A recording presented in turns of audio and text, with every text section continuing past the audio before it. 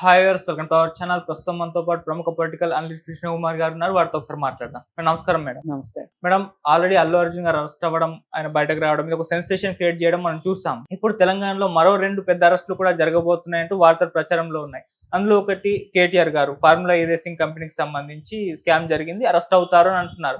ఎందుకంటే గవర్నర్ గారి దగ్గరకు ఒక ఫైల్ పంపించారు, అరెస్ట్ చేయాలా వద్దా అని చెప్పేసి. ఆ ఫైల్ ఇప్పుడు రిటర్న్ అయిపోయింది, దాంట్లో ఏముందో బయటకు రావట్లేదు. కాకపోతే తొందరలో అరెస్ట్ అవ్వచ్చు అని ప్రచారం అయితే జరుగుతుంది. ఇక మోహన్ బాబు గారు బెయిల్ పిటిషన్ కూడా నిన్న ముందస్తు బెయిల్ పిటిషన్ క్యాన్సిల్ అయిందని వార్తలు వస్తున్నాయి.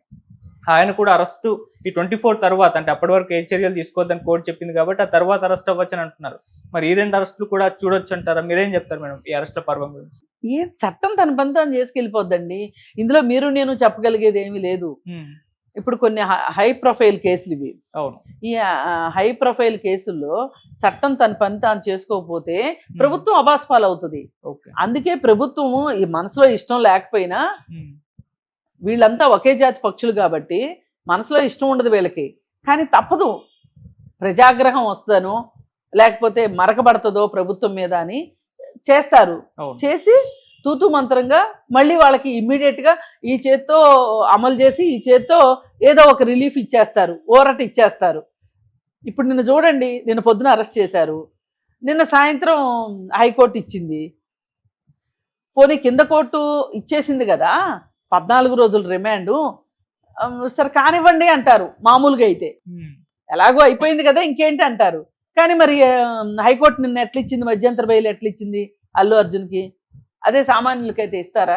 నేను ఇంతకుముందు కూడా ఒకసారి చెప్పాను, చెంచల్గూడ జైల్లో నాకు తెలిసి బెయిల్ ఇచ్చేవాళ్ళు లేక 2 సంవత్సరాల నుంచి 3 సంవత్సరాల పాటు అండర్ ట్రయల్ ఖైదీలుగా ఉంటున్న వాళ్ళు ఉన్నారు. బెయిల్ కోసం అని చెప్పి షూరిటీలు కట్టేవాళ్ళు లేక, షూరిటీలు ఇచ్చేవాళ్ళు లేక, షూరిటీలు ఇచ్చేవాళ్ళు ఉన్న డబ్బులు చేతిలో లేక మగ్గిపోతున్నారు.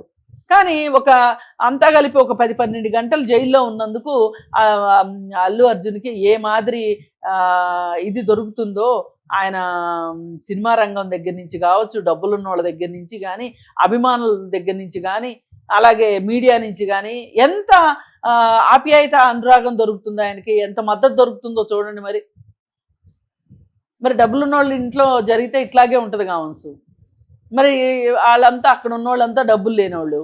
ఆ డబ్బులు లేని వాళ్ళ పక్కన ఎవరు మాట్లాడతారు చెప్పండి? ఈ ద్వంద్వ నీతి నడుస్తుంది. రేపు పొద్దున మోహన్ బాబు గారు అరెస్ట్ అయితే కూడా మోహన్ బాబు గారు కూడా ఇట్లాగే రిలీజ్ అయిపోతారు.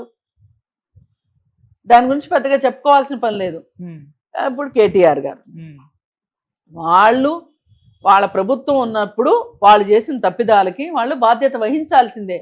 అది తప్పు అయితే ఎఫ్ఐఆర్ చేయగలిగితే ఎఫ్ఐఆర్ ప్రకారం అది 7 సంవత్సరాల లోపు శిక్ష పడేదైతే స్టేషన్ బెయిల్ ఇస్తారు.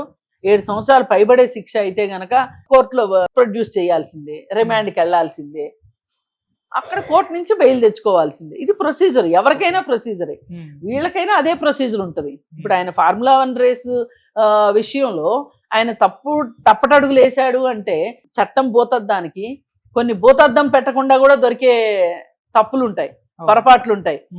కొంతమంది భూతద్దం పెడితేనే కనిపించేవి ఉంటాయి. ఇప్పుడు వీళ్ళు పేదవాళ్ళు అనుకో, వాళ్ళని శిక్షించాలని ప్రభుత్వం అనుకుందనుకో, వాళ్ళ కోసం భూతద్దం పెట్టి ఎదుగుతుంది. అదే డబ్బులు ఉన్న వాళ్ళ కోసం అనుకోండి, ఏం చేస్తుంది?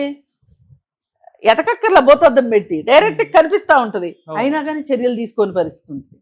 ఏదైనా ప్రభుత్వంలో ఉన్న వాళ్ళ నిర్ణయాన్ని బట్టి ఉంటాయి తప్పితే ఇట్లాంటివన్నీ వేరేగా ఏమీ ఉండవు. డబ్బులు ఒక్కటే ఉండటం కాదు, రాజకీయ నాయకులతో పరిచయాలు ఉండాలి, అధికారులతో పరిచయాలు ఉండాలి, ఆ పనులన్నీ చేసుకోగలగాలి. అవన్నీ అయితే అంతా జరుగుతుంటుంది. అందుకోసం మనం చూడాల్సింది ఏంటి అంటే, చట్టం ముందు అందరూ సమానులే అనే ఒక విషయం రాజ్యాంగంలో రాసి ఉన్నది, నేను మీరు చెప్పేది కాదు.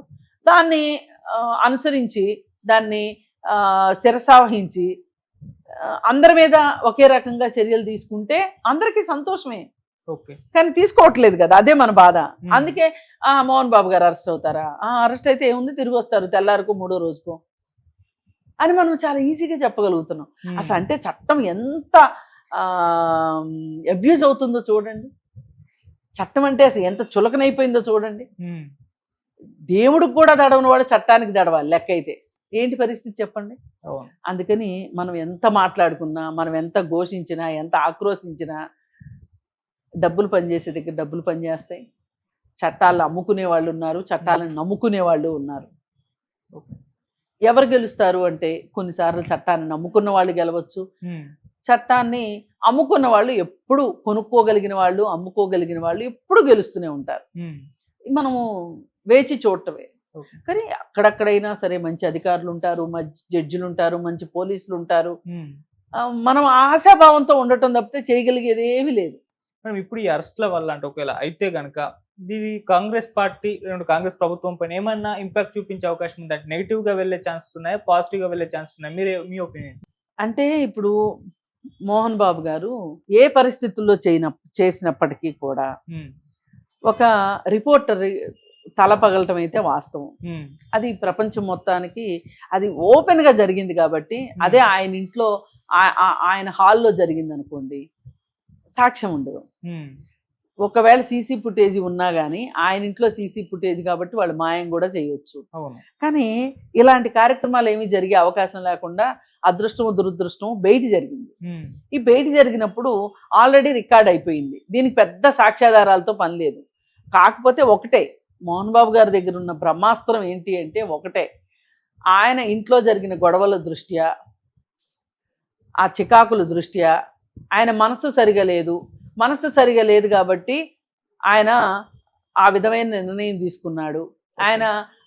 ఆయనకి మతిస్థిమితం కోల్పోయారు, సంయమనం కోల్పోయారు కాబట్టి అలా జరిగింది అని చెప్పి ఏ డాక్టర్ తోటో ఒక మతిస్థిమితం లేనట్లుగా ఒక సర్టిఫికెట్ తెచ్చారనుకోండి, మోహన్ బాబు గారి మీద కేసే ఉండదు. శతకోటి దరిద్రాలకి అనంతకోటి ఉపాయాలు. ఇప్పుడు కేటీఆర్ గారు ఉన్నారు. కేటీఆర్ గారిది ఫార్ములా 1 రేస్ కేసు. దానిలో మొత్తానికి రంధ్రాన్ని చేసి కొండని తవ్వి ఎలుకనైతే పట్టారు వీళ్ళు. మరి వాళ్ళ పొలిటికల్ డీలింగ్స్ ఎట్లా ఉన్నాయో,